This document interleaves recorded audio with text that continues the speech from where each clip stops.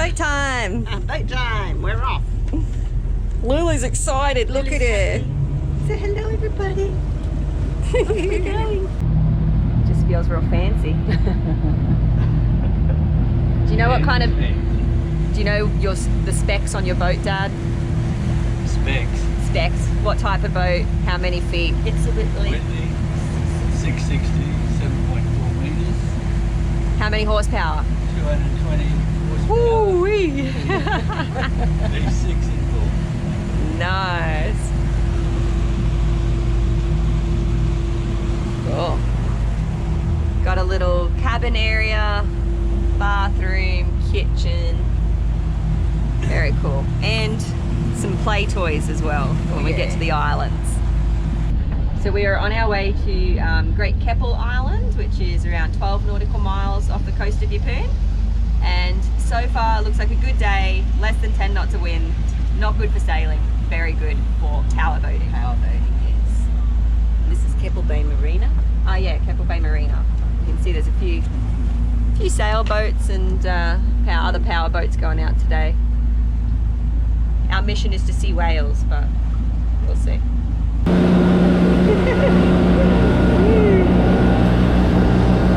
a little scary for me going this fast. It feels weird.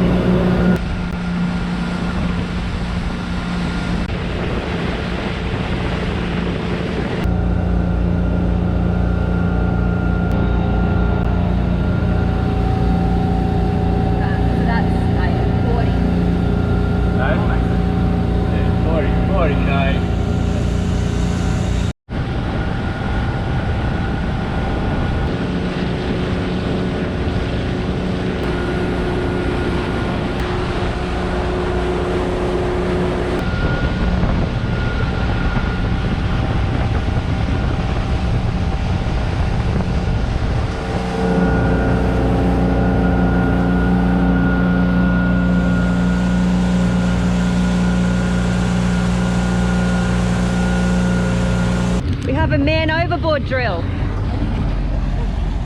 Whoops, it fell off from up there. That's alright, I can grab it, I think.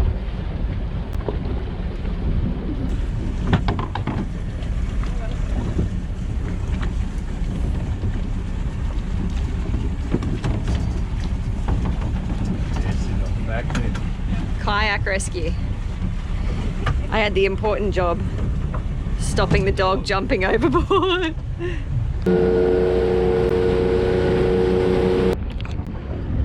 Drop an anchor in some clear water. This little one ashore. Lulu, what are you wearing? You got your life jacket on. That's cute. You can see the reef here. So I'm gonna go for a snorkel. It's a very clear day. Mum's gonna paddleboard, Dad's gonna kayak, and we'll explore the beach. So I can start this here. Oh, really? Yeah.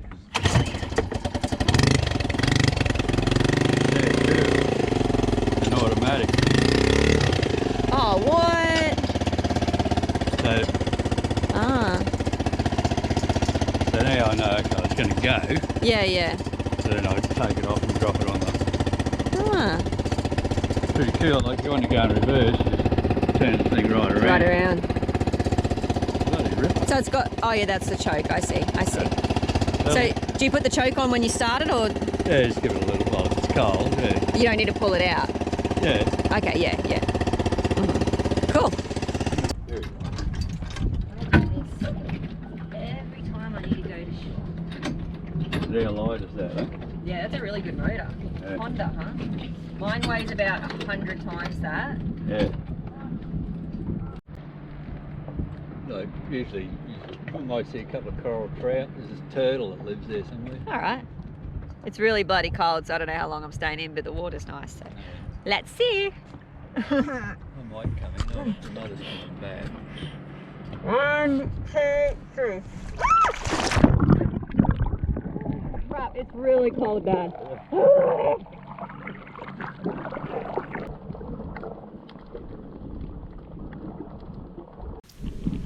The Keppel Islands fall into the Great Barrier Reef group, and like much of the reef, it's in trouble. Annual cyclones damage the reefs in multiple ways, with large waves damaging the shorelines and excessive wind and rain leading to more runoff and water pollution. Combine this with rising water temperatures, and reefs all over the world are in peril. A green fish. When coral is stressed, it expels the symbiotic algae living inside it into the water. Without its little algae friends, the coral loses its major source of food, leaving it even more vulnerable to disease. The reefs here are still very beautiful, but it's an important reminder why we need to do all we can to aid the planet and all of the creatures that call it home.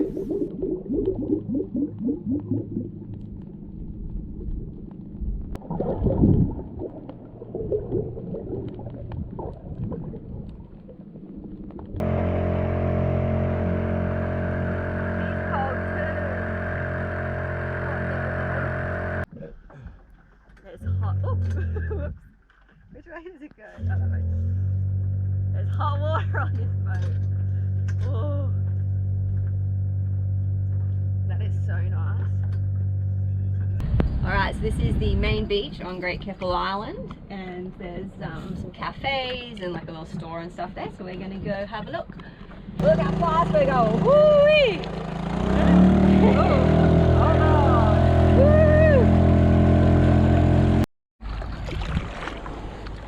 What are you, little thing? Little sea cucumber.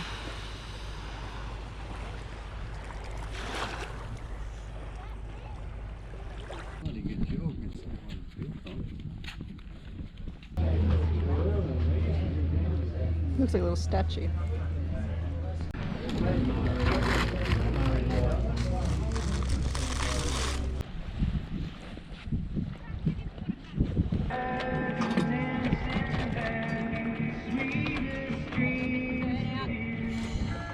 Show us your style, Sheddy. Very good.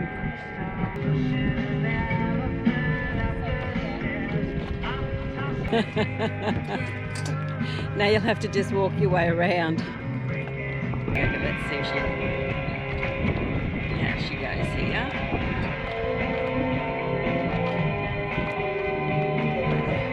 Go on, you've got to do a real quick downward dog.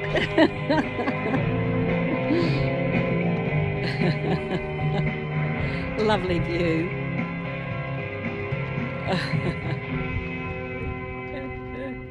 Please don't take no picture. Oh, now, oh. Very good.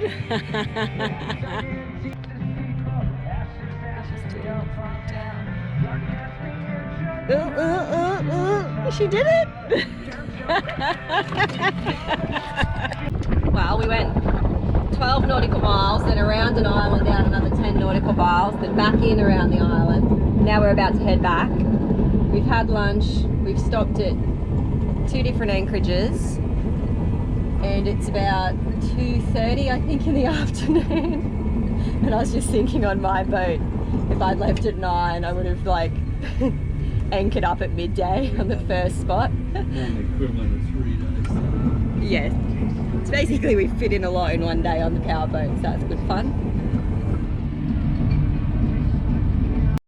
Oh, that's a fantastic. Oh, Lulu, do you want to come up? Oh yeah, that's a high one. That's for once. There's a catamaran with a bunch of shirtless boys on it instead of shirtless girls. Look at this. Yeah. Look at that. Fancy schmancy yacht.